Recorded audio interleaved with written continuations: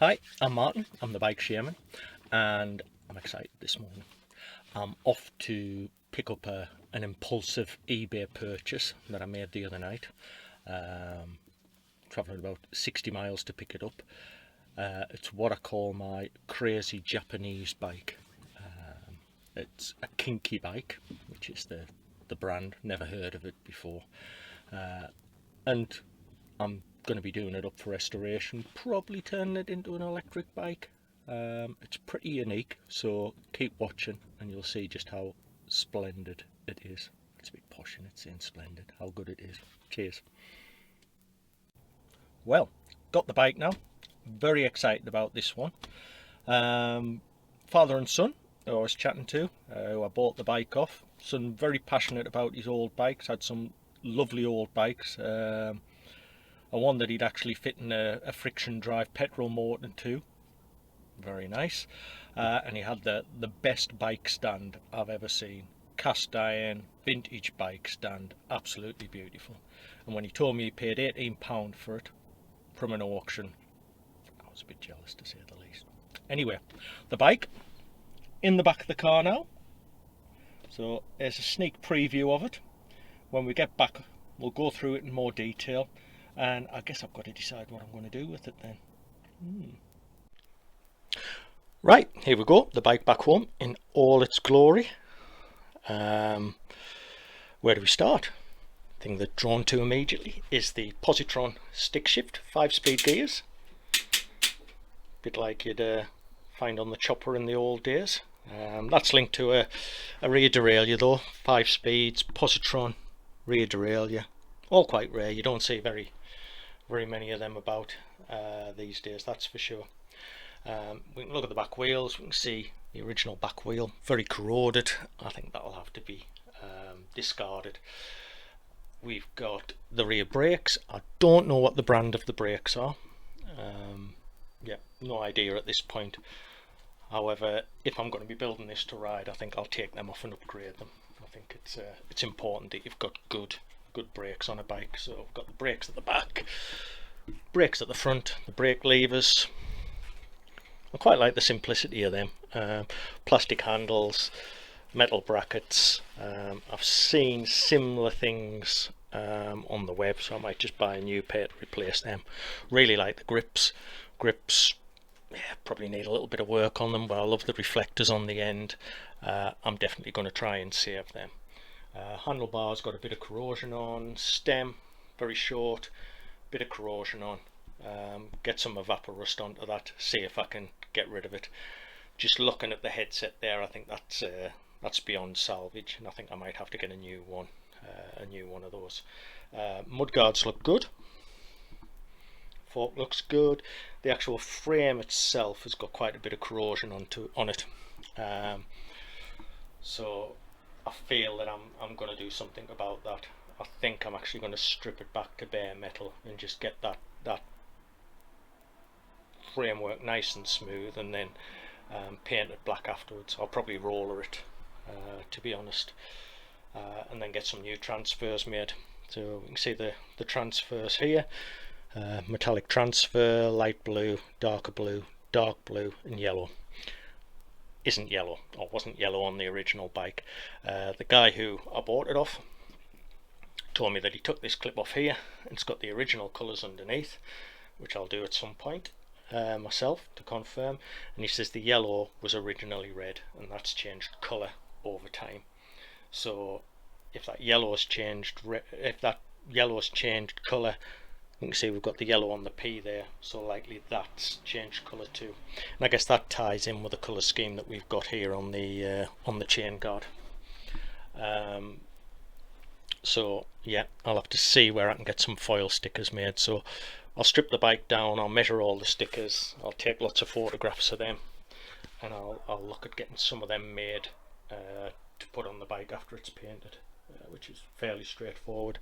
The chain guard was originally chromed, very 70s-ish chromed, very 70s style really, that chain guard. A lot of corrosion at the back end here. I think I'm going to have to strip that fully back, get the wire brush onto it, get the sandpaper onto it, and get a good surface, hopefully I've got enough thickness there to be able to do that. Worst comes to worst, I might have to one, either discard it, or two, see if I can bash myself another one in exactly the same shape, although it does have a few little complicated things here, but that's something that we'll tackle when we get to it.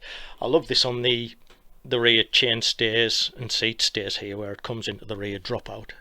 I've never seen that before. That's actually spot welded. I don't know whether that was a common thing in the 70s, but I've not seen that on a bike before. The crankset itself is the unusual selector crankset, which has got its own specific type of bottom bracket. It's not a square taper type bottom bracket, from what I believe. So I'll be interested to take that off and have a look and see exactly what that's like. Pedals seem to run pretty well for a 1970s bike. I imagine they're the original ones. So we've got that there. We've then got the crank on the other side, heavily rusted. So I don't know what I'm going to do there. Do I try? This one's certainly salvageable. Do I see if I can get another one for the other side to replace this and just swap them over?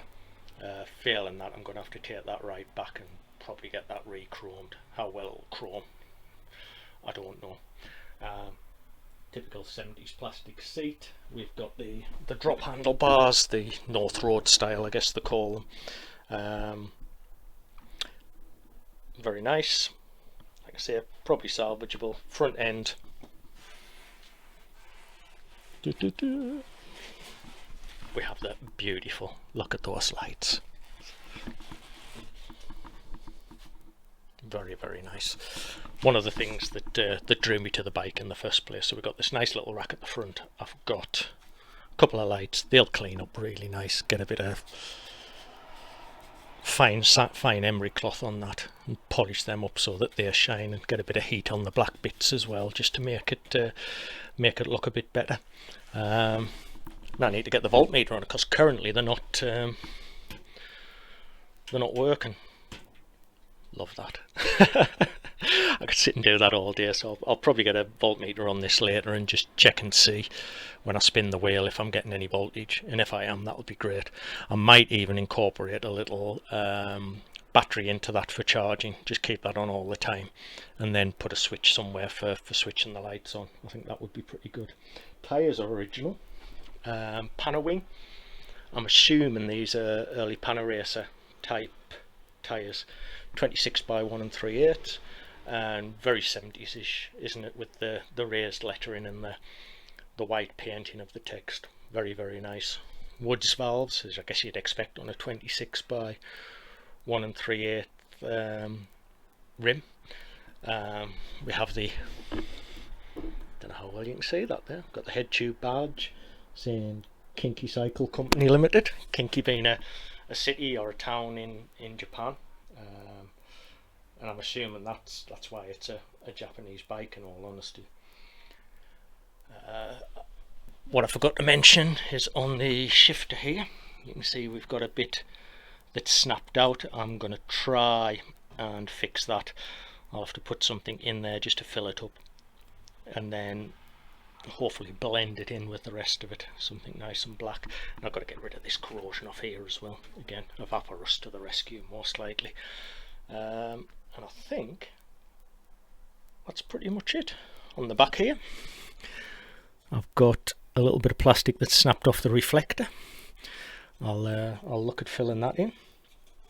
I think I might have to actually prime the plastic and spray it back black so it blends in a bit better. What more is there to say? That's it. I think my next job's to strip this down, get the bits treated for rust.